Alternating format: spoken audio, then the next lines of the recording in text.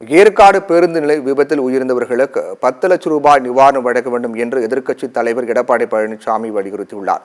சேலம் மாவட்ட ஏற்காடு மலைப்பாதையில் பேருந்து கவிழ்ந்து விபத்துக்குள்ளாகி 5 பேர் உயிரிழந்தனர். 65 பேர் காயமடைந்தனர்.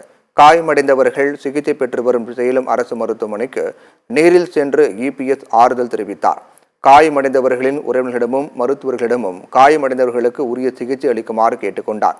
பின்னர் பேட்டியளித்த எடப்பாடி பழனிசாமி உயிரிழந்தவர்களின் குடும்பத்தினருக்கு 10 லட்சம் ரூபாய் நிதி உதவி வழங்க வேண்டும் என்று வலியுறுத்தினார். படுகாயம் அடைந்தவர்களுக்கு 2 லட்சம் ரூபாயும் சிறுகாயம் அடைந்தவர்களுக்கு 50,000 ரூபாயும் வழங்க வேண்டும் என்று அவர் கோரிக்கை வைத்தார். 1000 தடுப்பணை கட்டினாங்க. எத்தனை தடுப்பணை கட்டினாங்க? இன்னைக்கு வறட்சி நிலவிட்டு இருக்குது. கோடை காலத்தில் இன்றைக்கு வரலாறு காணாத வெப்பம். இதனால் நாளுக்கு நாள் தண்ணீர் நிலத்தடி நீர் குறைஞ்சிக்கிட்டே போகுது. இதெல்லாம் அதிமுக ஆட்சியில் குடிமராமத்து திட்டத்தை கொண்டாந்தான். அதையெல்லாம் இந்த ஆட்சியில் தொடர்ந்து இருந்தால் இந்த 2 ஆண்டுக்கு முன்னாடி நல்லா மழை பொழிஞ்சுது. அப்போ எல்லாமே இந்த ஏரி குளத்தில் தண்ணி தேக்கி இன்றைக்கு இந்த மாதிரி கோடை காலத்தில் அதை பயன்படுத்தியிருக்கோம். நிலத்து நீர் உயர்ந்திருக்கும், விவசாயிகளுக்கு தேவையான நீர் கிடைச்சிருக்கும், மக்களுக்கு தேவையான குடிநீர் கிடைச்சிருக்கும். அதையெல்லாம் செய்யலை. எந்த தடுப்பணையும் கட்டல. கொடுக்கப்பட்ட வாக்குறுதி